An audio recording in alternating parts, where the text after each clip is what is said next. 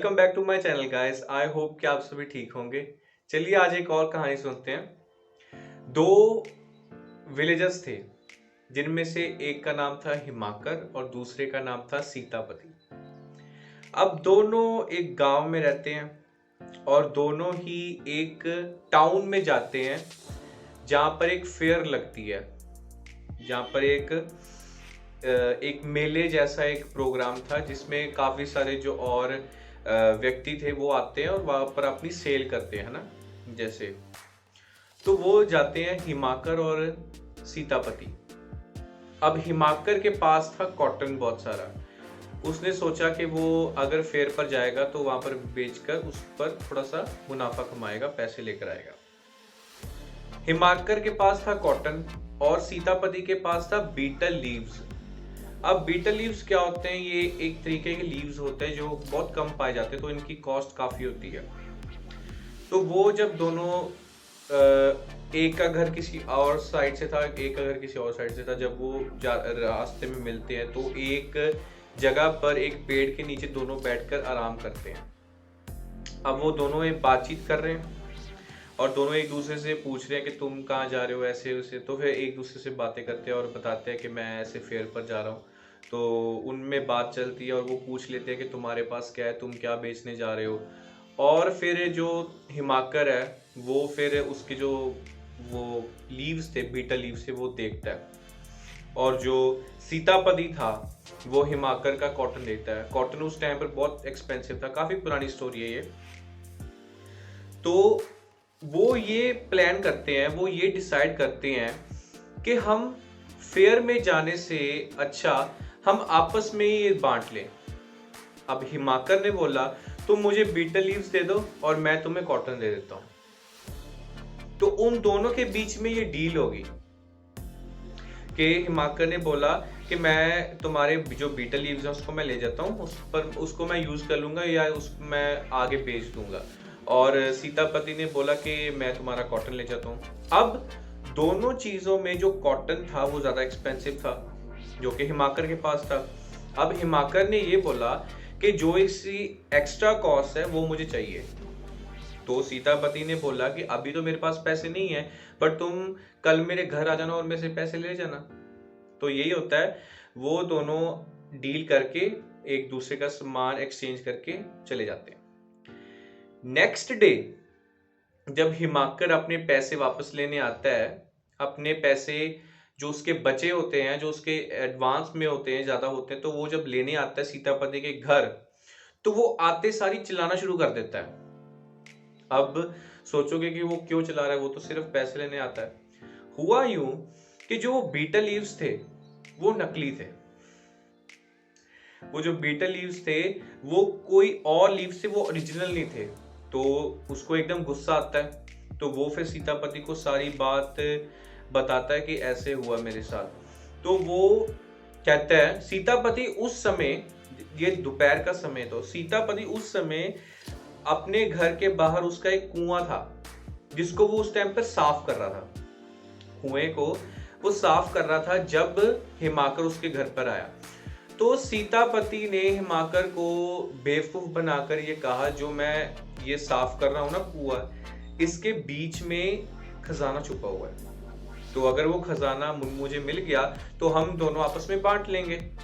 तो तुम उसमें से जो तुम्हारा शेयर होगा ज्यादा वो तुम रख लेना। तो वो सोच लेता है, वो कहता है अच्छा चलो ठीक है। अब सीतापति जो था वो बाहर खड़ा होता है कुएं के बाहर और वो हिमाकर को अंदर भेजता है कि तुम अंदर जाओ। वो बाल्टी में बैठ जाता है और नीचे चले जाता है। काफी गहरा होता है वो कुआं। अब जो हिमाकर था वो कुएं को साफ करना शुरू कर देता है, बाल्टी भरता था और वो जो मड था वो ऊपर लेकर जाता था और कुआं साफ कर देता था। अब हुआ यूं कि ऐसा बहुत घंटे चला। अब दोपहर से शाम आ गई, शाम से रात होने को आई।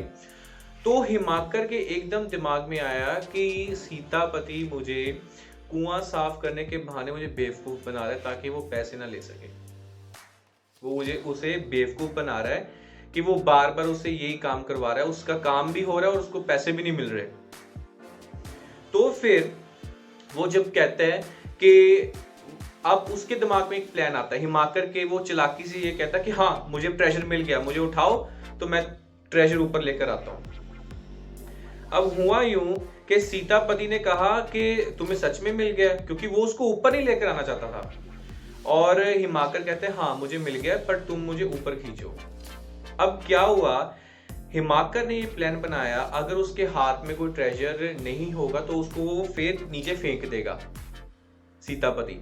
अब उसने क्या किया, जब उसने सीतापति ने जब बकेट को नीचे रखा, जब उसने बकेट को नीचे लेकर गया, तो हिमाकर उसके बीच में बैठकर मड अपने ऊपर ले ली, अपने ऊपर फैला ली, ताकि वो पता ना चले कि कौन है।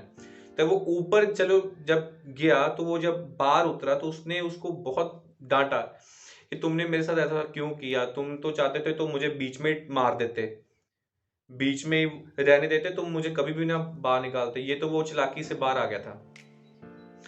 अब हुआ यूं कि उसने कह दिया कि सीतापति ने ये कहा कि मुझे 2 दिन का समय दो, तो मैं तुम्हारे एक्स्ट्रा पैसे हैं, एक्स्ट्रा पैसे जो तुम्हारे जो बीटल लीव्स के भी है, मैं तुझे वो भी तुम्हें वापस कर दूंगा, ठीक है। अब 2-3 दिन बाद फिर जो हिमाकर था फिर उसके घर पर गया, सीतापति के घर पर दोबारा गया 2-3 दिन बाद। अब जो सीतापति था वो देख रहा था कि हिमाकर वहां से आ रहा है, वो खिड़की से में देख लेता है कि हिमाकर चलकर आ रहा है।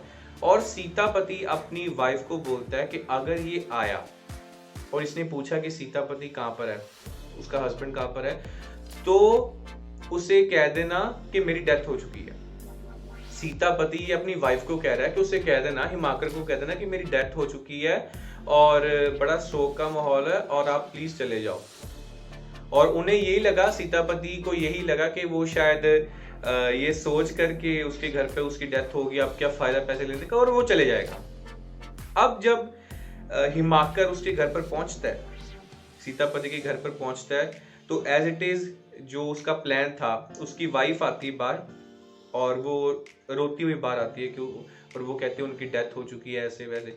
अब जो हिमाकर था उसको उसके क्लेवर स्टेप्स पता थे कि ये चालाकी कर रहा है मेरे साथ, वो मरा कुछ नहीं है, बस वो ऐसे ही बहाने लगा रहा है। अब वो भी खड़ा था, वो भी शैतान था पूरा। उसने क्या किया, उसने पूरे ही गांव में ये फैला दिया बात के जो सीतापति उसकी डेथ हो चुकी है और उसकी क्रीमेशन की तैयारी करो।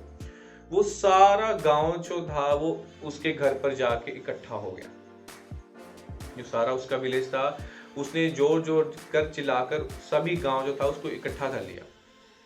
अब सारे इकट्ठे हो गए, क्रीमेशन की तैयारी शुरू होने लगी। अब जो उसकी वाइफ थी वो एकदम से डर गई, क्योंकि ऑब्वियसली है वो तो जिंदा है, जो कि लेटा पड़ा है वो जिंदा है, वो मरा थोड़ा ना असल में। और वो कहती है कि असल में अगर इसका संस्कार हो गया तो फिर क्या होगा। तो वो फिर क्रीमेशन, काफी बातचीत होती है, उसकी वाइफ कहती है कि नहीं तुम रहने तो मैं अपने आप सब कुछ कर लूंगी। वो विलेजर्स को मनाती है कि नहीं आप सब चले जाएं, मैं अपने आप कर लूंगी, मैं अपने आप से कर ले जाऊंगी। तो इसी चक्कर में शाम हो जाती है और फिर रात आ जाती है। तो वो फिर अभी क्रीमेशन लैंड पर जाते हैं, शाम को लेकर जाते हैं। तो वो अभी खड़े ही थे, तो जो हिमाकर था, अब उसे तो पता था कि वो जिंदा है, बट और किसी को नहीं पता था, सिर्फ उसकी वाइफ को, सीतापति को और हिमाकर को पता था कि वो जिंदा है। विलेजर्स ने अब ये डिसाइड किया कि हम क्रीमेशन कर देते हैं, बट हिमाकर ने सभी को रोक दिया। हिमाकर ने कहा कि नहीं अभी नहीं, अभी रात हो चुकी है तो अभी हम क्रीमेशन नहीं कर सकते, हम कल सुबह करेंगे। तो सभी को उसने कन्विंस करके सभी को वहां से भेज दिया, सभी विलेजर्स वहां से चले गए। अब सीतापति जो था वो चिखा पर लेटा हुआ है और जो हिमाकर वो साइड पर खड़ा है, और सीतापति जो उसकी वाइफ थी वो भी साइड पर खड़ी हुई। अब हिमाकर ने उससे पूछा कि सीतापति बस करो अपना ये जो नाटक तुम कर रहे हो और उठ जाओ। और जो सीतापति था उसको पता चल चुका था कि इसने मेरी जो चाल है वो पकड़ लिया। अब उसी समय हुआ यूं कि एक चोरों की गैंग जो क्रीमेशन लैंड पर पीछे से आती है। अब होता ये है कि आपको शायद पता होगा, ये जाहिर सी बात है, जब कोई लुटेरे किसी लूट पर जाते हैं तो जो लूट का सामान होता है वो ऐसी किसी खंडर सी जगह में जाकर बांटते हैं अपने गैंग में। अब हुआ यूं कि 3-4 लोगों का गैंग आता है वहां पर, थीव्स थे वो, और वो जो सामान अपने साथ चुरा कर लेकर आते हैं उसको बांटने के लिए वो क्रिमेशन लैंड पर आते हैं। कोई जमीन थी पुराने से, कोई मैदान था, वहां पर आते हैं।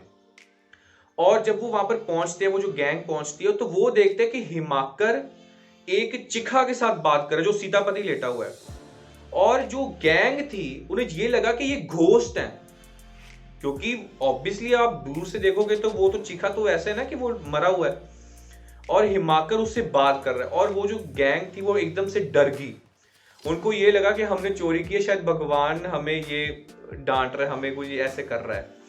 तो वो वहीं पर ही बैग छोड़ के, जो थीव्स थे, जो गैंग थी, वहीं पर बैग छोड़ के वहां से भाग जाते हैं। और उनको भागता देख लेते ने दोनों, सीतापति और हिमाकर। और जब सीतापति उठता है हिमाकर के साथ, जब वो जाते हैं, वो उस बैग में देखते तो ढेर सारा सोना और चांदी होता है। तो ये थी कहानी। अब जब वो देखते हैं सोना और चांदी वहां पर पड़ा है, तो वो आपस में दोनों में बांट लेते हैं। वो अब था तो वो चोरी का, अब उनके उनके मन में भी शैतान था, दोनों ने आपस में बांट लिया। और जो ज्यादा हिस्सा था वो हिमाकर के पास आया, क्योंकि आफ्टर ऑल उसकी जो कॉस्ट थी वो ज्यादा थी। तो ये थी कहानी गाइस। आई होप कि आपको सभी को अच्छी लगी हो, और प्लीज चैनल को सब्सक्राइब कीजिए। आपने अभी तक काफी जनों ने नहीं किया, और व्यूज भी बढ़ाइए प्लीज। और that's it, signing off, talk with Singh. जल्दी मिलते हैं।